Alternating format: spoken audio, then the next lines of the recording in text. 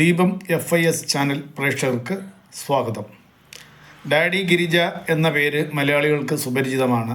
പുലിമുരുകൻ സിനിമയിലെ villain character ചെയ്തിരുന്ന തെലുങ്ക് നടനായ ജഗപതി ബാബുവിൻ്റെ പേരാണ്, ആ സിനിമയിലെ പേരാണ് ഡാഡി ഗിരിജ.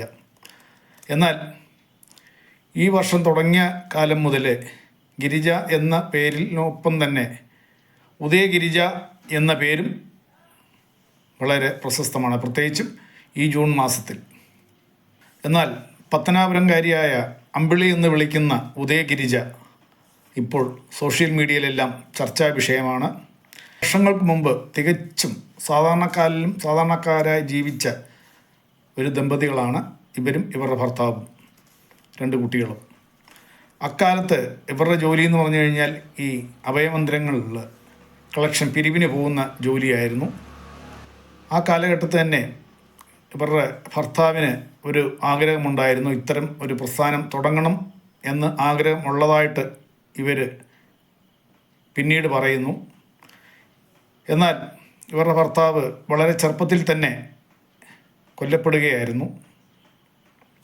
ശേഷം മറ്റൊരു യുവാവുമായി, ഒരു 20 വയസ്സിന് താഴെയുള്ള പ്രായമുള്ള ഒരു യുവാവുമായി ഇവർക്ക് ബന്ധമുള്ളതായിട്ട് ആരോപണം ഉന്നയിക്കുന്നുമുണ്ട്. എന്നാൽ ആ യുവാവ് സ്വയം ആത്മഹത്യ ചെയ്യുകയായിരുന്നു. ഇതിനോടനുബന്ധിച്ച് പണ്ട് ഇവരുടെ ആ മരണപ്പെട്ട യുവാവിൻ്റെ മരണവുമായി ബന്ധപ്പെട്ട് ഇവരുടെ പേരും കേസുള്ളതായിട്ട് പണ്ട് സ്റ്റേഷനിലുള്ളതായിട്ടാണ് വാർത്താ റിപ്പോർട്ടുകൾ സൂചിപ്പിക്കുന്നത്. സാധാരണക്കാരായി ജീവിച്ചിരുന്ന ഈ വനിതയാകട്ടെ ഇന്ന് അത്യാവശ്യം സാമ്പത്തിക ഭദ്രതയുള്ള ഒരു നിലയിലാണ് അവർ ജീവിക്കുന്നത്. ഇവർ സ്വന്തമായിട്ട് ഒരു അഭയമന്ദിരം തുടങ്ങുകയാണ് ചെയ്തത്. ൂരിന് സമീപമുള്ള ഏഴാംകുളം എന്ന പ്രദേശത്ത് കാരുണ്യ ഭവൻ എന്ന പേരിൽ ഇവർ ഒരു പ്രസ്ഥാനം നടത്തി വരികയാണ്. പ്രസ്ഥാനത്തിന് ഒരു സ്വന്തമായിട്ട് യൂട്യൂബ് ചാനലുമുണ്ട്. ആ ചാനലിലൂടെ അവരുടെ വിശേഷങ്ങളൊക്കെ ഇവർ ഇടയ്ക്കിടെ പങ്കുവെക്കാറുണ്ട്. ഈ അനാഥ മന്ദിരത്തിൽ 18 വയസ്സിന് താഴെയുള്ള കുട്ടികളെയും 18 വയസ്സ് വരെ ഉള്ള കുട്ടികളെയും പിന്നെ പ്രായമുള്ള വയോവൃദ്ധ സംരക്ഷിച്ചു വരുന്നത്. എന്നാൽ ഈ അടുത്ത കാലത്തായിട്ട് ഇവർ ഇത്രയേറെ ചർച്ചയാകാൻ കാരണം ഇവരുടെ മകൻ്റെ വിവാഹം 7-8 മാസം മുന്നേ നടന്നിരുന്നു. മകന് വധുവായിട്ട് അവർ കണ്ടെത്തിയത് ആ അഭയമന്ദിരത്തിൽ തന്നെ ഉള്ള ഒരു പെൺകുട്ടീനെ, അനാമിക എന്ന് പറയുന്ന ഒരു പെൺകുട്ടീനെയാണ് വധുവായിട്ട് അവർ കണ്ടെത്തി അവർ വിവാഹം കഴിപ്പിക്കുകയായിരുന്നു. ആ വിവരങ്ങളെല്ലാം അവരുടെ സോഷ്യൽ മീഡിയ ചാനലിലൂടെ തന്നെ പുറം ലോകത്തെ അറിയിച്ചു. അന്നേരം ധാരാളം അവർക്ക് നല്ല റെസ്പോൺസ് കിട്ടുകയും ചെയ്തിരുന്നു. ഈ അതിനുശേഷം ഇവർക്ക് 2ാം വിവാഹം നടത്തി കൊടുത്തു. മക്കൾ മുൻകൈ എടുത്ത് ഇവരെ കൊണ്ട് വിവാഹം കഴിപ്പിച്ചു എന്നാണ് പറയുന്നത്. അടുത്ത കാലത്ത് പ്രസവിക്കുകയുണ്ടായി. കണക്ക് കൂട്ടിയപ്പോഴത്തേക്ക് 7 മാസം കഴിഞ്ഞതേ ഉള്ളൂ, 8 മാസം എത്തിപ്പെടുന്നതേ ഉള്ളൂ. 8 മാസം പൂർത്തിയാകുന്നതിന് മുമ്പ് തന്നെ, 8 മാസം പൂർത്തിയായാലും 9 ആകുമല്ലോ, 8 പൂർത്തിയാകുന്നതിന് മുമ്പ് തന്നെ ആ കുട്ടി ഉണ്ടായി. ഇവർ പറഞ്ഞു ആ കുട്ടി പൂർണ്ണ ആരോഗ്യവതിയാണ് എന്നാണ് ഇവർ പറഞ്ഞത്. പക്ഷേ എങ്ങനെ നമ്മൾ ഗുണിച്ച് നോക്കിയാലും 8 മാസം കൊണ്ടോ അല്ലെ 7 മാസം കൊണ്ടോ പൂർണ്ണ ആരോഗ്യവതിയായ ഒരു പെൺകുട്ടിയെ ഒരു കുഞ്ഞിനെ പ്രസവിക്കാൻ ഒരു കുട്ടിയെ കൊണ്ട് സാധിക്കില്ല. തന്നെയല്ല, ആ കുട്ടിക്ക് 18 വയസ്സ് കെട്ടിച്ചു കൊടുക്കുമ്പോൾ 18 വയസ്സായിട്ടില്ലായിരുന്നു. അപ്പോൾ കെട്ടിച്ചു കൊടുക്കുമ്പോഴത്തേക്ക് 18 വയസ്സാകാൻ 2-3 മാസത്തെ ഒരു താമസം ഉണ്ടായിരുന്നു, കാലയളവും കൂടി വേണ്ടിയിരുന്നു. അതിനു മുമ്പ് തന്നെ അവർ കെട്ടിച്ചു കൊടുത്തതായിട്ടാണ് അറിയാൻ സാധിച്ചത്. ഒപ്പം തന്നെ വിവാഹത്തിന് മുമ്പ് തന്നെ ഈ ചെറുക്കനും ഈ പെൺകുട്ടിയായിട്ട് ബന്ധം ഉണ്ടായിരുന്നു എന്ന് തന്നെയാണ് ഇപ്പോൾ അറിയാൻ സാധിക്കുന്നത്. അതാണ് ഇപ്പോഴത്തെ ഇവരുടെ പിന്നാമ്പുറത്തെ ചുരുളഴിയാൻ പ്രധാന ഒരു കാരണം. തന്നെയല്ല, ഇവരുടെ അടുത്ത കാലത്ത് വിവാഹം നടന്നപ്പോഴത്തേക്ക് ഇവരെ ഇപ്പം നിലവിൽ കല്യാണം കഴിച്ച ആ വ്യക്തിയുമായിട്ട് അദ്ദേഹത്തിൻ്റെ പേരിലും ചെറിയ ചുറ്റിക്കളികൾ രേഖപ്പെടുത്തിയിട്ടുണ്ട്. ഒപ്പം തന്നെ ഈ അടുത്ത ദിവസം, അതായത് ഒരു സഹോദരി ഇവരുടെ അവിടെ ജോലി ചെയ്തിരുന്ന ഒരു സഹോദരിയാണ്. അവരും ഇവരെ പറ്റിയുള്ള കുറേ വിവരങ്ങളടങ്ങിയ വിവരങ്ങൾ ചാനലിലൂടെ പ്രസിദ്ധീകരിച്ചിട്ടുണ്ട്, സംരക്ഷണം ചെയ്തിട്ടുണ്ട്.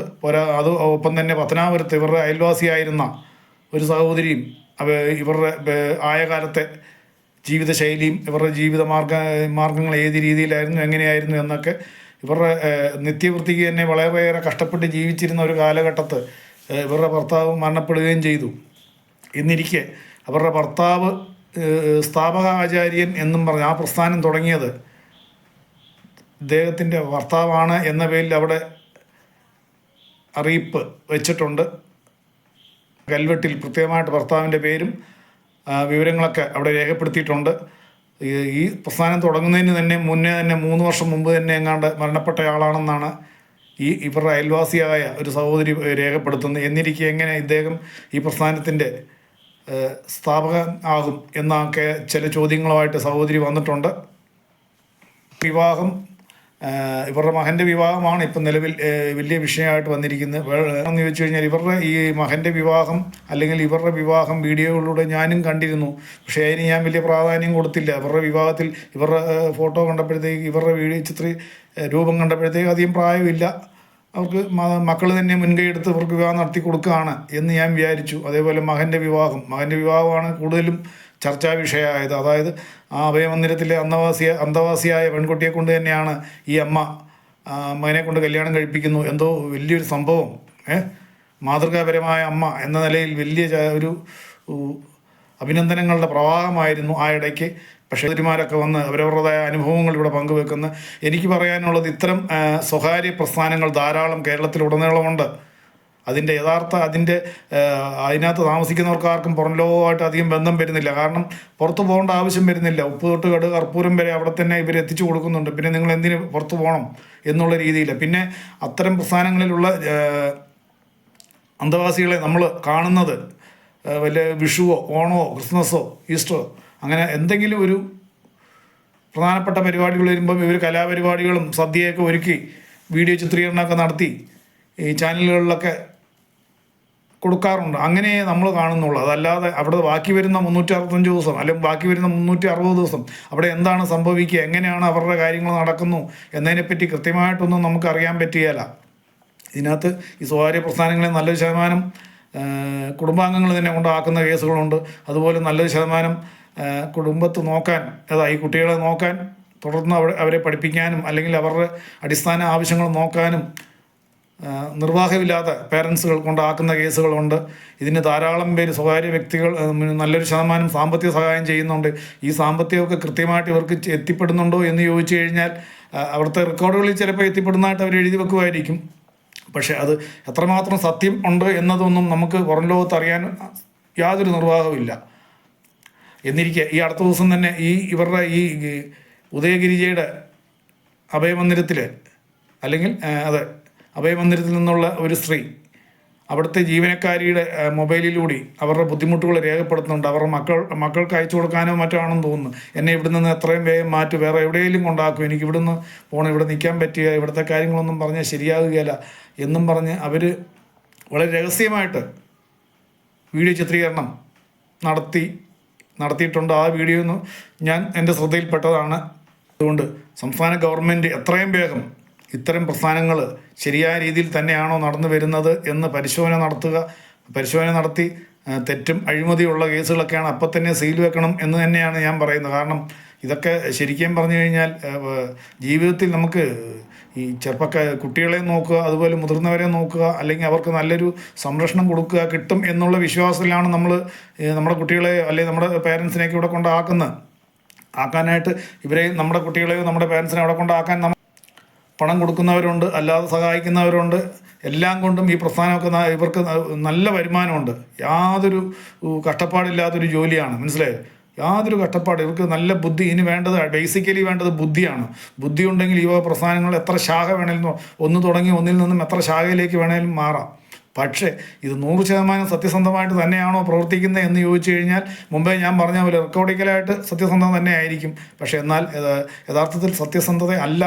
അവിടെ നല്ലൊരു ശതമാനം അവിടെ അഴിമതി നടക്കുന്നുണ്ട് എന്ന് തന്നെയാണ് ഇതുവരെയുള്ള സംഭവ വികാസങ്ങൾ നമ്മൾ കേട്ടെടുത്തോളം നമുക്ക് മനസ്സിലാക്കാൻ സാധിക്കുന്നത്. അതുകൊണ്ട് തന്നെയാണ് പറയുന്നത് ഗവൺമെൻറ് ഇതിന് മുൻകൈയെടുത്ത് ഇത്തരം സംരംഭങ്ങളെ കൃത്യമായിട്ട് പരിശോധന നടത്തി അഴിമതി ഉണ്ടെങ്കിൽ കണ്ടുപിടിച്ച് അതിന് തക്ക നടപടി എടുക്കണം എന്ന് തന്നെയാണ് എനിക്ക് ഈ വീഡിയോയിലൂടെ അപേക്ഷിക്കാനുള്ളത്.